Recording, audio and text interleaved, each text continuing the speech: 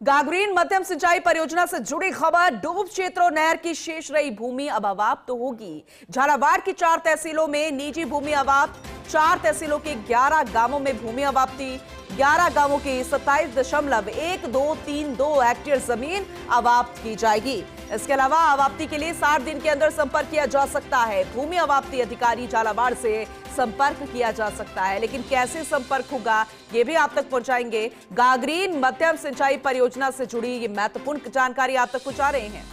डूब क्षेत्र और नहर की बाकी रही भूमि अब अवाप्त की जाएगी।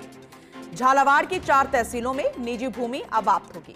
4 तहसीलों के 11 गांवों में भूमि अवाप्ति होगी, क्योंकि अगर देखा जाए जब हम पीकेसी आरसीपी की बात कर रहे थे, अन्य जिलों को जोड़ा गया था, उस बीच ये बात निकल कर आई थी। ये इसलिए भी क्योंकि बड़े दिग्गज नेताओं की नाराजगी भी थी कि आखिर झालावाड़ क्यों महरूम है, आखिर झालावाड़ पर मोहर क्यों नहीं लगी किसी भी लिहाज से, क्योंकि वहां पर भी लोगों को दिक्कत आ रही है। अब 11 गांवों की 27.1232 हेक्टेयर जमीन अवाप्त की जाएगी।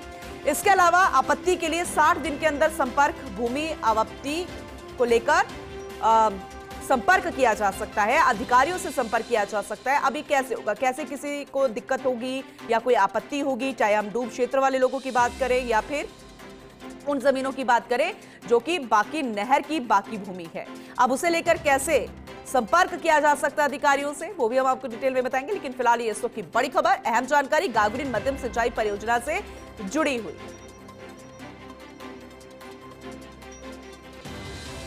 झालावाड़ की 4 तहसीलों में निजी भूमि अवाप्त होगी।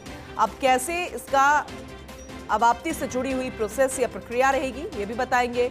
और 11 गांवों अवाप्ति को लेकर 60 दिन के अंदर संपर्क किया जा सकता है और आपत्ति को लेकर भी अधिकारियों से संपर्क किया जा सकता है। भूमि अवाप्ति अधिकारी से आप संपर्क करके पूरी जानकारी ले भी सकते हैं, आपत्ति दर्ज करा सकते हैं। लेकिन ऐसे में किस तरह से संपर्क होगा, क्या प्रोसेस होगा, वो भी हम आपको डिटेल में बताएंगे। हमारे senior special correspondent Vinod Singh Chauhan जुड़ चुके हैं, ज्यादा जानकारी लेंगे।